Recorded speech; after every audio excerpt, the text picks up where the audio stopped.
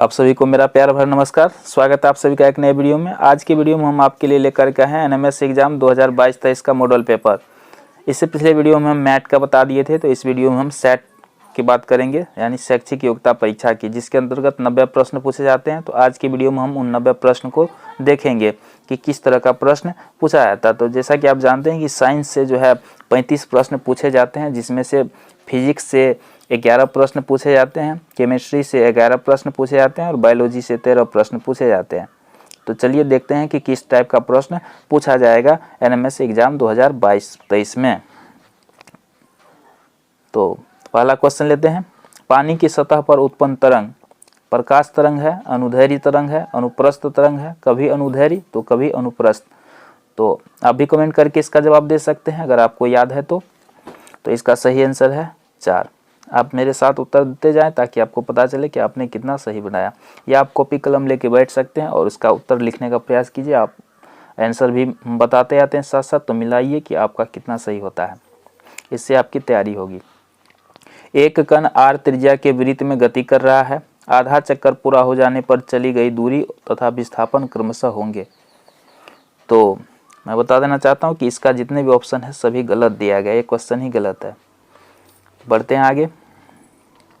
एक विद्युत बल्ब विद्युतीय ऊर्जा को किस में बदलता है? तो ध्वनि ऊर्जा में, यांत्रिक ऊर्जा में, नाभिकीय ऊर्जा में, उपर्युक्त में से कोई नहीं। तो इसका सही आंसर क्या हो जाएगा? विद्युत बल्ब जो है विद्युतीय ऊर्जा को किस में बदल देता है? इसका सही आंसर है उपर्युक्त में से कोई नहीं, क्योंकि रासायनिक ऊर्जा में बदलता है और वो ऑप्शन में ही नहीं है। तो इसका चौथा ऑप्शन सही हो जाएगा। अगला क्वेश्चन है, घड़ी के पेंडुलम की गति क्या है? स्थानांतरीय, वृत्तीय, घूर्णन, दोलन। तो इसमें से कोई भी ऑप्शन सही नहीं है, यह क्वेश्चन भी गलत है। अगला 5वां क्वेश्चन लेते हैं। 9.8 मीटर लंबे लोलक का आवर्तकाल क्या होगा? तो इसका जो सही आंसर है वो है 6.3 सेकेंड। सूखे सेल में धन ध्रुव किसको माना जाता है? तो सूखा सेल में धन ध्रुव माना जाता है किसको, बताएं। अगर आपको पता है तो आप भी कमेंट कर सकते हैं। तो इसका सही आंसर है कार्बन की छड़ को। किलोवाट घंटा मात्रक है। तो किलोवाट घंटा किसका मात्रक है, बताएं। विद्युत शक्ति का, विद्युत ऊर्जा का, धारा का, उपयुक्त में से कोई नहीं। तो इसका सही आंसर है विद्युत शक्ति का। 8वां प्रश्न आपके सामने। एक समान वृत्तीय गति में चाल और वेग दोनों अचर रहते हैं। चाल और वेग दोनों चर रहते हैं। चाल चर और वेग अचर रहते हैं। चाल अचर और वेग चर रहते हैं। तो इसका जो जितने भी ऑप्शन दिया है सभी क्या है, गलत है। कुछ क्वेश्चन को जानबूझ करके गलत दिया जाता है एग्जाम में। 3-4 क्वेश्चन निश्चित रूप से गलत दिया जाता है, क्योंकि जो है ताकि विद्यार्थी उसमें अपना समय बर्बाद करें उसको बनाने में। तो विद्यार्थी को क्या चाहिए कि जो क्वेश्चन बन रहा हो पहले उसको बना लेना चाहिए, और जब समय बचे तो बाद में जो क्वेश्चन नहीं बना है उस पर दिमाग लगाना चाहिए। चलिए 9वां प्रश्न ले लेते हैं।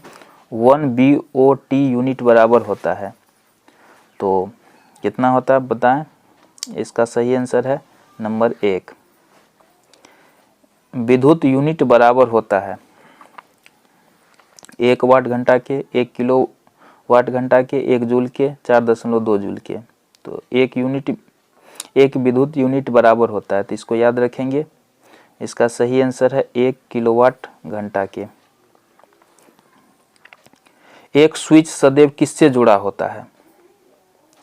अर्थ तार से, न्यूट्रल तार से, लाइव तार से, इनमें से कोई नहीं। तो स्विच किससे जुड़ा रहता है? बहुत ही सिंपल सा क्वेश्चन है, लाइव तार से जुड़ा हुआ रहता है। प्रश्न संख्या 12 आपके सामने। अब हम चलेंगे केमिस्ट्री पर। ये केमिस्ट्री का प्रश्न है। निम्नलिखित में से किस अभिक्रिया में कॉपर सल्फेट का नीला रंग अदृश्य हो जाता है और बीकर की पेंदी पर कॉपर का लाल चूर्ण जमा हो जाता है? तो 4 ऑप्शन आपके सामने है। तो इसका सही आंसर क्या होगा? इसका सही आंसर है कॉपर सल्फेट प्लस जिंक। जिसको कहते हैं CuSO4 प्लस Zn, ये इसका सही आंसर हो जाएगा। जब सल्फर डाइऑक्साइड गैस का जल में विलय होता है तब क्या प्राप्त होता है, यानी सल्फर डाइऑक्साइड गैस का जल में अगर विलय करेंगे तो क्या मिलेगा, तो इसमें मिलता है सल्फ्यूरिक अम्ल, सल्फ्यूरस अम्ल, इसको याद रखना। इस टाइप के क्वेश्चन को आपको याद ही रखना पड़ेगा। निम्नलिखित में से किस धातु को उसके अभिक्रियाशील होने के कारण मिट्टी के तेल में संचित किया जाता है, तो किस धातु को मिट्टी के तेल में डाल करके रखा जाता है, क्योंकि ये बहुत ही अभिक्रियाशील होता है। तो इसका सही आंसर है सोडियम। सोडियम को मिट्टी के तेल में रखा जाता है। विद्युत चालन करने वाले अधिकांश द्रव विलयन होते हैं, तो इसका सही आंसर क्या हो जाएगा, अम्लों के, क्षारकों के, लवणों के। तो इसका सही आंसर हो जाएगा इन सभी के, इन सभी के। अगला प्रश्न लेते हैं। लोहे को संक्षारित होने तथा जंग लगने से बचाने के लिए इस पर किस धातु की परत चढ़ाई जाती है, इस पर किस धातु की परत चढ़ाई जाती है, तो ऑप्शन आपके सामने है जिंक, चांदी, एल्युमिनियम, सोना। तो इसका सही आंसर क्या हो जाएगा, जिंक। जिंक का परत चढ़ाया जाता है जंग से बचाने के लिए। पॉलीकोट के कपड़े किन दो रेशों को मिलाकर बनते हैं, पॉलीकोट का कपड़ा, तो इसका सही आंसर हो जाएगा पॉलिस्टर और कपास। निम्नलिखित में से कौन सा प्रथम पूर्ण रूप से संश्लेषित रेशा था, तो प्रथम रूप से पूर्ण संश्लेषित रेशा कौन सा था, नायलॉन। इसका सही आंसर है नायलॉन। निम्नलिखित में से कौन एक जीवाश्म ईंधन है, ये सारे साइंस के क्वेश्चन हैं, केमिस्ट्री का, जो NCERT बुक क्लास 8 से लिया जाता है ज़्यादातर क्वेश्चन इसमें से। तो इसका सही आंसर हो जाएगा जीवाश्म ईंधन, ये सभी। प्रदूषक क्लोरोफ्लोरोकार्बन का उपयोग निम्नलिखित में से किसमें किया जाता है, रेफ्रिजरेटर, एयर कंडीशनर, एरोसोल फुहारा, ये सभी। तो इसका सही आंसर क्या हो जाएगा,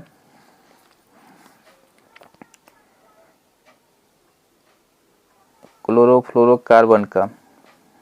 तो इसका सही आंसर हो जाएगा ये सभी, ये सभी में किया जाता है इसका उपयोग। विद्युत उपकरणों और पेट्रोल जैसे ज्वलनशील पदार्थ से लगी आग के लिए सबसे अच्छा अग्निशामक है,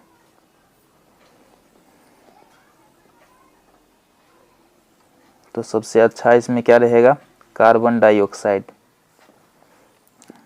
ईंधन के ऊष्मीय मान का मात्रक है, ईंधन के ऊष्मीय मान का मात्रक क्या होता है, इसका मात्रक होता है किलो जूल प्रति किलोग्राम। बहुत सारे मात्रक पूछा, इससे पहले भी पूछा था, तो मात्रक सबको आप निश्चित रूप से याद कर लेंगे। सूक्ष्म जीवों को वर्गीकृत किया गया, सूक्ष्म जीव को कितने भाग में बांटा गया है, तो हम जानते हैं सूक्ष्म जीव को 4 भाग में बांटा गया है, जीवाणु, शैवाल, कवक और प्रोटोजोआ। तो 4 समूह में इसको बांटा गया है। अब चलते हैं अगला प्रश्न की ओर।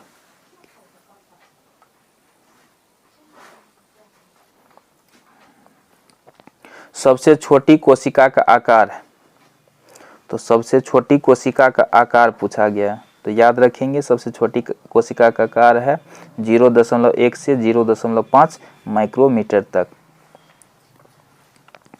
निम्नलिखित में कौन सा सही क्रम है, युग्मक, युग्मनज, निषेचन, भ्रूण, तो इसमें क्या हो जाएगा 25 का सही क्रम।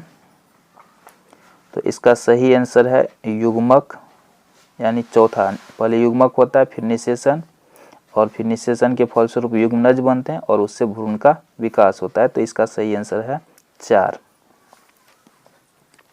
कोशिका का नियंत्रण करता है, कोशिका का नियंत्रण करता है, कौन करता है कोशिका का नियंत्रण, तो केंद्रक करता है।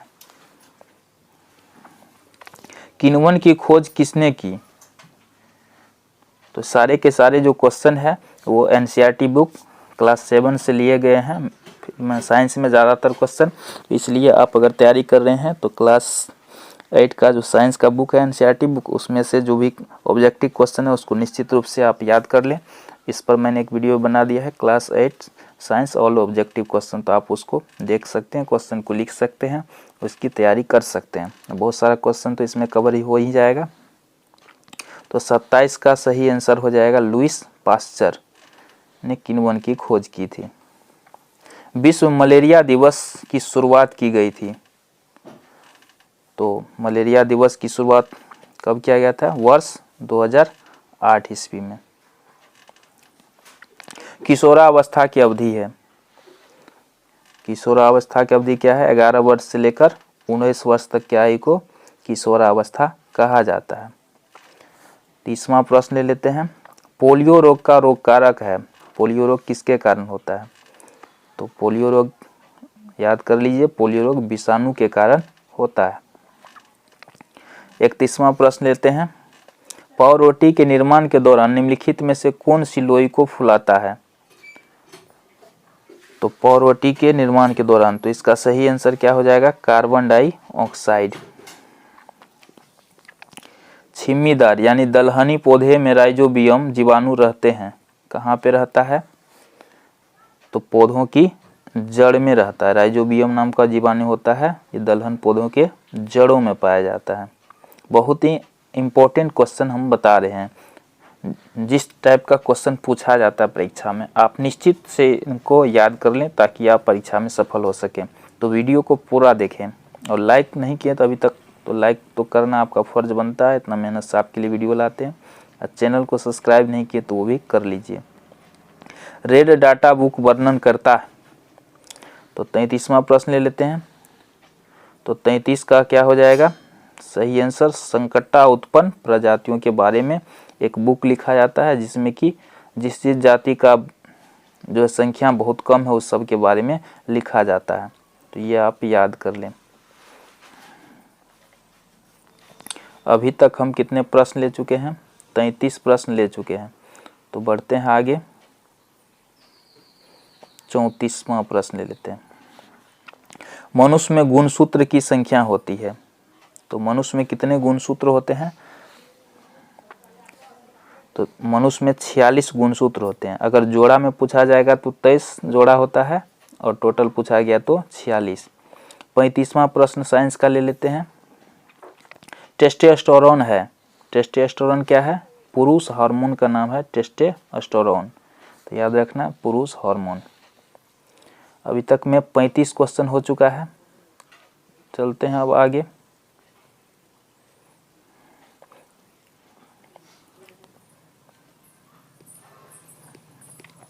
नेक्स्ट प्रश्न ले लेते हैं।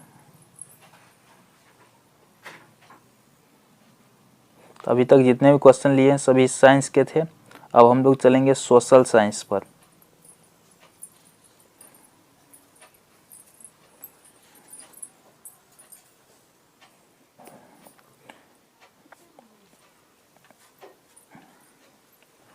अब ले लेते हैं सोशल साइंस का प्रश्न, इतिहास का। औद्योगिक क्रांति सर्वप्रथम किस देश में हुई थी? तो 36वां प्रश्न है, औद्योगिक क्रांति सर्वप्रथम कहाँ हुई थी? तो याद कर लीजिए, औद्योगिक क्रांति सबसे पहले इंग्लैंड में शुरू हुई थी। मुगल बादशाह औरंगजेब का निधन कब हुआ था? औरंगजेब का निधन कब हुआ था, ये पूछा गया क्वेश्चन है। तो इस टाइप के ही प्रश्न पूछे जाते हैं, तो इसको याद कर लीजिए निश्चित रूप से। इसमें से बहुत सारे प्रश्न आपको, जो कम से कम 10 ऐसे प्रश्न होंगे इसमें से जो इस बार भी पूछा जाएगा, तो आप इसको निश्चित रूप से याद कर लीजिए। तो 37वां प्रश्न का उत्तर क्या हो जाएगा? 1707 ईस्वी में औरंगजेब का निधन हुआ था। रंजीत सिंह कहाँ के महाराजा थे? 38वां प्रश्न है। तो याद कर लीजिए, रंजीत सिंह जो है पंजाब के महाराजा थे। नील दर्पण के लेखक कौन है? बहुत ही अच्छा प्रश्न है। नील दर्पण के लेखक कौन है? बार बार पूछा जाता है परीक्षा में। तो इसका सही आंसर है दीनबंधु मित्र। 1857 के विद्रोह में बिहार के नेता कौन थे? तो इसका सही आंसर क्या है? वीर कुंवर सिंह बिहार के नेता थे। कलकत्ता मदरसा की स्थापना कब हुई थी? तो कलकत्ता मदरसा की स्थापना हुई थी 1781 ईस्वी में। अगर आप इस मॉडल सेट का PDF डाउनलोड करना चाहते हैं तो नीचे डिस्क्रिप्शन में टेलीग्राम ग्रुप का लिंक दिया गया है, आप उसे ज्वाइन कर लीजिए, क्योंकि उसमें भी जो भी छात्र NMS की तैयारी कर रहे हैं बहुत सारे छात्र जुड़े हुए हैं और उन सभी को सारा PDF जो पिछला वीडियो समय भी दिए हैं उस सारा आपको वहाँ मिल जाएगा। तो आप निश्चित रूप से उसे ज्वाइन कर लीजिए। टेलीग्राम एक एप्लीकेशन का नाम है जो गूगल प्ले स्टोर पे है, आप उसको डाउनलोड कर सकते हैं। जिस तरह से आप व्हाट्सअप चलाते हैं उसी तरह से उसमें भी सारा कुछ रहता है, तो आप उसे डाउनलोड कर लीजिए, उस पर आपको मिल जाएगा PDF इसका। 42वां प्रश्न लेते हैं। अंग्रेजी शिक्षा की शुरुआत भारत में किसने की? तो अंग्रेजी शिक्षा की शुरुआत जो है भारत में किया था माउंट बेटन ने, तो याद रखें। शांति निकेतन की स्थापना किसने की थी? तो ये तो आप आसानी से जानते हैं, रविन्द्रनाथ टैगोर ने किया था। 44 पे चलते हैं। 1873 ईस्वी में ज्योतिबा फुले ने कौन सी किताब लिखी? तो ज्योतिबा फुले जो है ये किताब लिखे थे, और ये कौन सा किताब लिखा था ये आपको बताना है। तो इसका नाम है गुलामगिरी, ये बुक का नाम है जो ज्योतिबा फुले ने लिखा था। बढ़ते हैं आगे। अभी तक में हम 44 प्रश्न ले चुके हैं। चलते हैं 45वां प्रश्न की ओर। राजा राम मोहन राय ने किस समाज की स्थापना की? तो राजा राम मोहन राय जानते हैं ब्रह्म समाज की स्थापना किया था। आर्य समाज की स्थापना किसने की? तो आर्य समाज का स्थापना किया था दयानंद सरस्वती ने। ये प्रश्न बार बार पूछा जाता है, तो आप निश्चित रूप से याद करें। भागलपुर कब एक जिला बना? 47वां प्रश्न है, भागलपुर कब एक जिला बना? तो ये बना था 1774 ईस्वी में भागलपुर एक जिला। 48वां प्रश्न लेते हैं। निम्नलिखित में कौन प्राकृतिक संसाधन है? तो इसमें प्राकृतिक संसाधन कौन है? तो इसमें है भूमि प्राकृतिक संसाधन है। स्वर्णिम चतुर्भुज योजना संबंधित है? तो 49 का स्वर्णिम चतुर्भुज योजना ये सड़क मार्ग से संबंधित है। अंतर्राष्ट्रीय हवाई अड्डा अवस्थित है? ये सारे क्वेश्चन अभी भूगोल का हम बता रहे हैं। अंतर्राष्ट्रीय हवाई अड्डा ये है गया में, क्योंकि गया में बोध गया है जो भगवान बुद्ध को जहाँ ज्ञान प्राप्त हुआ था, तो बहुत सारे लोग विदेश वहाँ आते हैं। 51वां प्रश्न पे चलते हैं और जो कि है शंकुधारी वन पाए जाते हैं। तो शंकुधारी वन कहाँ पाए जाते हैं? हिमालय प्रदेश में पाए जाते हैं। खेतड़ी प्रसिद्ध है। अब ये खेतड़ी क्या है? लोहा, ब्रक, सोना, तांबा। तो 52 का जो सही आंसर है वो है तांबा। खेतड़ी के जो है तांबा के लिए प्रसिद्ध है। रोडोनाइट अयस्क है, इस टाइप का क्वेश्चन जरूर पूछा जाता है। कभी बॉक्साइट किसका अयस्क है पूछ देता है, तो कभी रोडोनाइट किसका अयस्क है। तो इसका सही आंसर हो जाएगा 53 का मैग्नीज का अयस्क है रोडोनाइट, याद रखें। निम्नलिखित में से कौन सा व्यापारिक फसल है?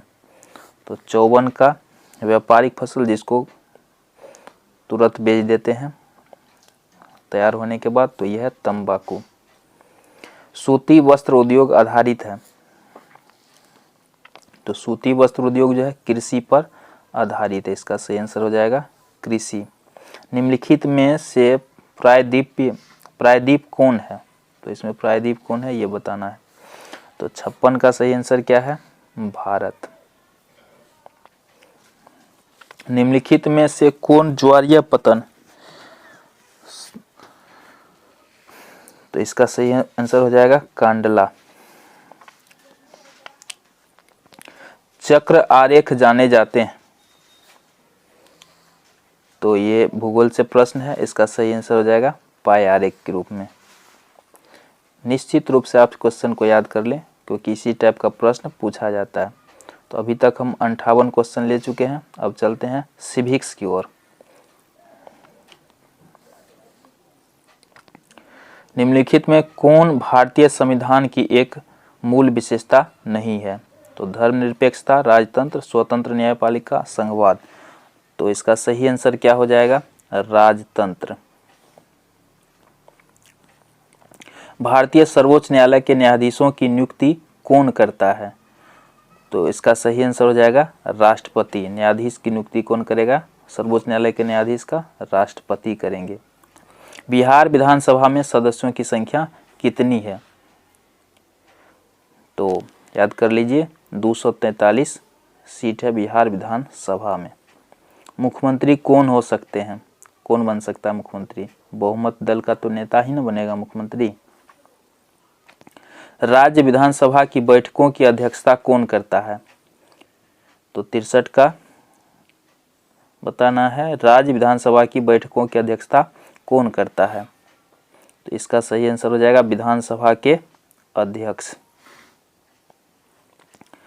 किस सदन को संसद का उच्च सदन कहा जाता है?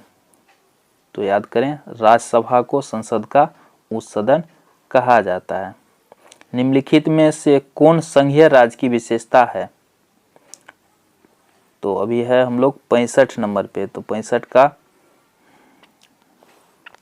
दोहरी राजनीति, लिखित संविधान, स्वतंत्र न्यायपालिका, शक्तियों का केंद्रीकरण, इसका हो जाएगा सही आंसर। अगला प्रश्न लेते हैं। भारत में राज्यों के संवैधानिक प्रधान कौन होते हैं? तो राज्यों का संवैधानिक प्रधान होता है वो होता है राज्यपाल। भारतीय संविधान सभा की प्रारूप समिति के अध्यक्ष कौन थे? प्रारूप समिति के अध्यक्ष कौन थे? तो इसका सही आंसर हो जाएगा BR अम्बेडकर, यानी भीमराव अंबेडकर। कैलोरी किसको मापने की इकाई है? तो कैलोरी किसको मापने की इकाई है? यह है भोजन की ऊर्जा को मापने की इकाई है। पैक्स संबंधित है। पैक्स किससे संबंधित है? तो ये संबंधित है किसानों से, क्योंकि किसान को बहुत सारा चीज पैक्स से मिलता है। निम्नलिखित में कौन मीडिया के रूप हैं? तो इसमें मीडिया तो सभी है, इसमें तो सभी मीडिया के ही रूप है। तो इस तरह से अभी तक हम 70 क्वेश्चन पे आ चुके हैं। अब चलते हैं मैथ के प्रश्न की ओर।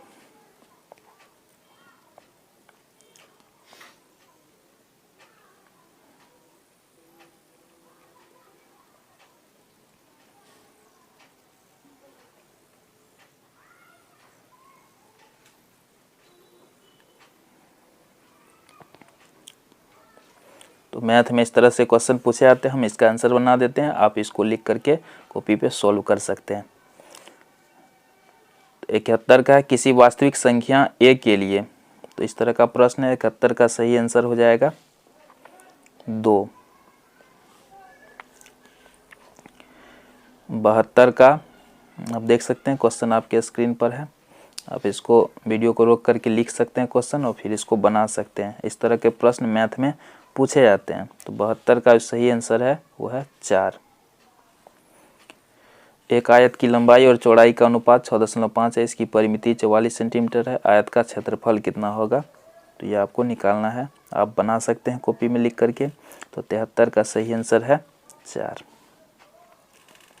74 में यदि किसी त्रिभुज ABC की भुजाओं की लंबाइयाँ क्रमशः ABC हो। चलिए इसका सही आंसर हो जाएगा 74 का 1। अगर यह क्वेश्चन नहीं बने तो नीचे कमेंट कीजिएगा, तो हम अगले वीडियो में आपको इसको सॉल्व कर देंगे। बढ़ते हैं अगले प्रश्न की ओर। 75 नंबर का है प्रत्येक परिमेय संख्याओं के लिए 0 1 डैश तादात्म्य या तत्समक है। तो 75 का सही आंसर क्या हो जाएगा? योज्य। 76 नंबर का सही आंसर हो जाएगा 76 का 9, यानी ऑप्शन 4। एक दंड आरेख में दंड की ऊंचाई वर्ग अंतराल की डैश दर्शाती है। तो क्या दर्शाता है 77 में? ये दर्शाता है बारंबारता को। 78 में है एक थैले में n हरी गेंद व 8 लाल गेंद, ये प्रायिकता से लिया गया है। 78 नंबर का क्वेश्चन। तो इसका सही आंसर हो जाएगा 24। 79 में किसी घनाभ के 3 संलग्न फलकोण। चलिए इसका आंसर हम बता देते हैं अभी, क्योंकि सॉल्व तो कर नहीं है रहे हैं। 79 का 1। 80 का हो जाएगा, 80 का भी एक आंसर सही है, आप इसको लिख सकते हैं। 81 का एक वर्गाकार मैदान का क्षेत्रफल, चलिए पढ़ते नहीं है यहाँ पे, स्क्रीन पे आप इसको रोक करके लिख करके बना सकते हैं। 81 का हो जाएगा सही आंसर 4। अब है 82 नंबर, 90 क्वेश्चन होते हैं टोटल, तो 82 का जो सही आंसर हो जाएगा ये होगा 3। 83 का सही आंसर है 1। 84 का सही आंसर है 3, ऑप्शन 3। 85 का क्या हो जाएगा सही आंसर, ऑप्शन 4। 86 का है ऑप्शन 2। 87 का सही आंसर क्या हो जाएगा, ऑप्शन 4। तो ज़्यादातर ट्रिक वाला सवाल पूछता है, तो अब ट्रिक जल्दी आसानी याद रखें ताकि आप आसानी से बना सकें। 88 नंबर का है, इसका सही आंसर होगा ऑप्शन 1। 89 में हो जाएगा इसका सही आंसर 2, ऑप्शन 2। और लास्ट प्रश्न का सही आंसर हो जाएगा 2592 यानी ऑप्शन 2। तो इस तरह से हमने टोटल 90 प्रश्न बता दिया है। आप इसको तैयारी कीजिए, इसमें जो भी ऑब्जेक्टिव क्वेश्चन आए उसको याद कीजिए। वीडियो देखने के लिए आपका धन्यवाद।